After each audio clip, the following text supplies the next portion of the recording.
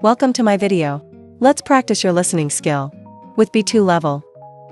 And the topic is life in the 80s. Listen carefully. So, Rachel, did you grow up in New Zealand? Yes, I did. Nice. So I grew up in the States, and I thought we would talk about how life is so much different for teens today than it was for our generation. Okay, I think we can do that. So obviously the first thing is that when we were young, we didn't have like smartphones and things like that. We didn't have the internet, actually. We didn't have internet, we didn't have email. Yeah. So I remember if you wanted to meet a friend, you would have to plan it way in advance. Yes. You would have to wait by the phone. Remember that, waiting by the phone? You couldn't go outside because if you were waiting for the call, you had to wait at your house until you got the call. And we then... didn't even have an answering machine. Wow, my gosh. That's really old school. We used to have to wait by the phone. Yeah. Actually, I used to spend every afternoon after school on the phone with my friends. Uh-huh. After we got home from school, we would call each other and discuss the day's events, I suppose. Yeah, you had so much to share. That's true. I think... So my teens these days, they come home from school, they get on their phone and they text all their friends. Right. And they do it all day. Like it's constant chatter. I think maybe that's why I'm not so much into texting. It's just too much work, you know? Like, I like to build up the mystery of not knowing what somebody did for a while. Yeah, but I was thinking about it recently, and I think it was similar because we used to telephone a lot, but then we did have to wait a long time before finding the news. True. Yeah, I read once about how a lot of the movie plots from like the 60s, 70s, and 80s wouldn't work today because of cell phones. Yes. Because a lot of the storyline... They're about missed communication. Right, yeah. Yes, and somebody arrived and somebody else didn't. So another one I think that's really obvious is bottled water. So when I grew up, there was no such thing as bottled water. Like you had to get water from a faucet, right? Yes. Like tap. Yeah, and I think I remember when they first started coming out with bottled water. I think I was about 14 or 15. It was a bit later in New Zealand, I think. Yeah. Yeah. So that was crazy. But, I mean, do you remember what it was like when people were first drinking bottled water? How strange it seemed at the time?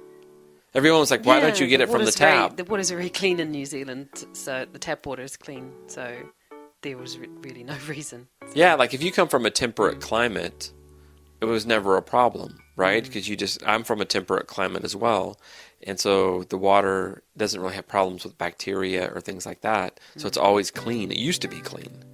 So in New Zealand, it's probably still clean. The rivers used to be clean, but they're not so clean now. Oh, really? Yeah. Even in New Zealand? Some problems, yeah. Oh, really? Oh, shocking. It's a bit sad. Yeah. So how about other things that we used to do when we were kids? Like one thing is, I think compared to kids today, is we used to spend a lot of time outside. Yes. Actually, like our parents would not allow you to stay inside. You had to be out. Outside. You had to go outside, it's right? It's the opposite today. They make them stay inside and won't let them go outside. Why is that?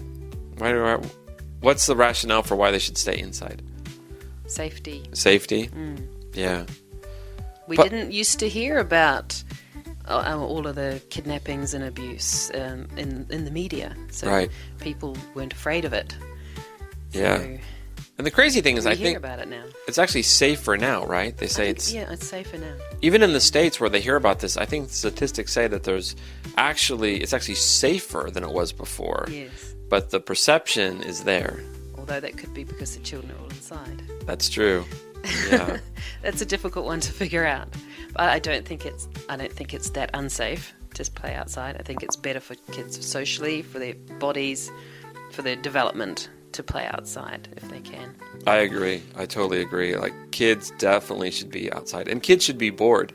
I think that's one of the things that kids miss out on is boredom. They're never bored now. They've always got a screen to look at. Right. So, obviously when we were young, you had nothing to do.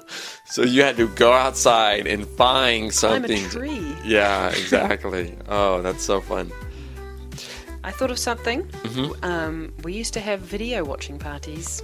Oh, yeah. It's only one person in 10 had a video machine. Right. So we would all go to this video store together and argue over which videos to watch and choose some horror movies and some comedies, and then go to one person's house and all watch them all together. I do remember that. Yeah, it was a big thing. Netflix binging, but having a video party at someone's house was a big deal.